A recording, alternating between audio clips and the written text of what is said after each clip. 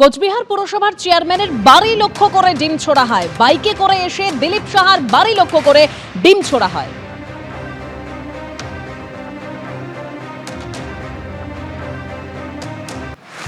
অন্যদিকে রাজ্যে পালা বদলের পর কাটমানি ফেরত। আবাস যোজনার প্রথম কিস্তির টাকা থেকে তোলা চাওয়ার অভিযোগ তৃণমূল নেতার বিরুদ্ধে।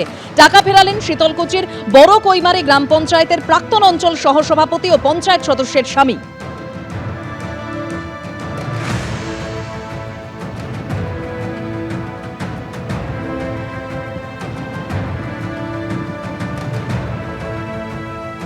আর পালা বদলের পরই রং বদল করা হলো উত্তরকন্যার। নীল সাদার রং থেকে সাদা হলুদ করা হলো উত্তরকন্যার বিল্ডিং এ। কাল উত্তরকন্যায় বৈঠকে কেন্দ্রীয় স্বরাষ্ট্রমন্ত্রী অমিত শাহ আসার আগেই রং বদল করা হলো উত্তরকন্যায়। তাপস চট্টোপাধ্যায় রাজারহাট নিউ টাউনের প্রাক্তন তৃণমূল বিধায়ক, তিনি এবার ঋতব্রত শিবিরে। বিধানসভায় গিয়ে ঋতব্রত বন্দ্যোপাধ্যায়ের সঙ্গে সাক্ষাৎ তাপস চট্টোপাধ্যায়ের। কিন্তু দলে যে একটা পলিটিক্যাল লাইফ, সাংগঠনিক লাইফ, অর্গানাইজেশন সেন্স, সেটা আমাদের যেটা বললো যে কালেকটিভ আলোচনা, এটা খুবই অভাব ছিল। আমি নিজেও ধরুন কোনো কথা বলতে যাবো, চিফ মিনিস্টারের ঘরে সে ঘরের মতো সুযোগ থাকবে। অভিষেক বন্দ্যোপাধ্যায়কে ফোন করলে সে ফোন কেউ করলে সে আমাদের এখন একটা যুব নেতা, তিনি যদি অ্যাপ্রুভ করতেন তবে সেটা ধরা হবে।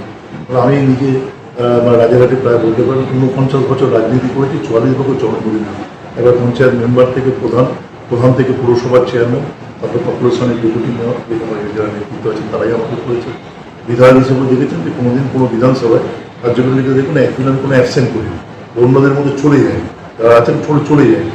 মানে রাত্রি 12টা 1টা 2টো অবধি কাজ করছে। আমার নিজের এজেন্ট থাকতো হাসপাতাল, নার্সিংহোমগুলোতে, তাপসের যে উপস্থিত থাকবে এটাই করে।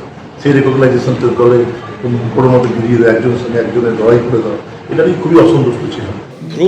ভুবন ভ্রমিয়া শেষে আমি এসেছি তোমারই দেশে। বিভিন্ন দলে তাপসদার সঙ্গে আমার অত্যন্ত ভালো সম্পর্ক। এখন সরকার যেভাবে তাকে হারানো হয়েছে, জোর করে হারানো হয়েছে, কাউন্টিং লুট করে হারানো হয়েছে, এবং তারপরেও দেখেছি পুলিশ যেভাবে তার সঙ্গে দুর্ব্যবহার করছে, ভিডিওগুলো দেখেছেন, হয়তো সেই চাপটা সামলাতে পারেননি। সেই কারণে এরা তো পুলিশ প্রশাসন দিয়ে চাপ দিয়ে দৃষ্টিকটু কাজকর্ম করে, পুলিশ গিয়ে বলে দিচ্ছে অমুক জায়গায় যান, পুলিশ গিয়ে বলে দিচ্ছে অমুকের সঙ্গে কথা বলুন। এখানে তো রাজনীতি হচ্ছে না, তো পুলিশ প্রশাসন দিয়ে হচ্ছে। ফলে যারা দমটা ধরে রাখতে পারছেন তারা থাকছেন, যারা দমটা ধরে রাখতে পারছেন না তারা সেই জায়গাটা আত্মসমর্পণ করে দিচ্ছেন। আর তাপস চট্টোপাধ্যায় পৌঁছানোর আগেই আজকে বিধানসভায় বিরোধী দলনেতার ঘরে পৌঁছে যান বনগাঁ উত্তরের প্রাক্তন বিধায়ক বিশ্বজিৎ দাস। বিরোধী দলনেতার ঘরে গিয়ে আমার নেতা বলে সম্বোধন করেন বিশ্বজিৎ দাস। আজকে একটা পারমিশন করিয়ে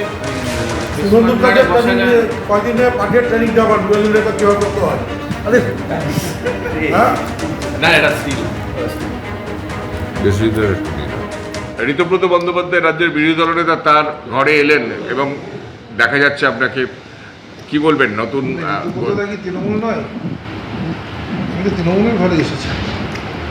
15 বছর আগে খুব যাতায়াত ছিল, 15 বছর সরকারি ছিলাম বলে এই ঘরে আসিনি।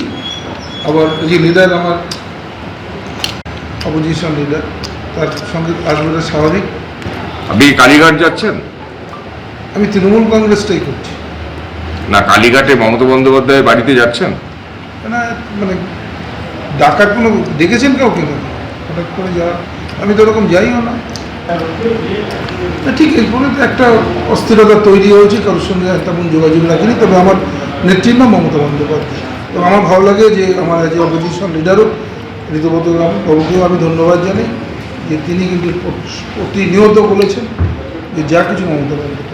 সবাই অভিষেক বন্দ্যোপাধ্যায়ের যে আচরণ সেটা কোনোভাবেই মেনে নেওয়া যাচ্ছিল না, এবং ভোটের পরেও আপনিও কি সহমত তাতে?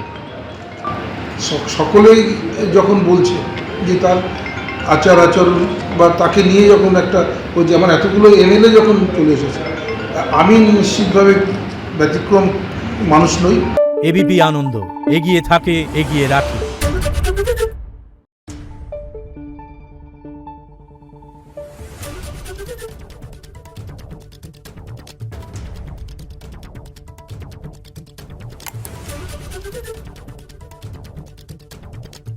নিউজ।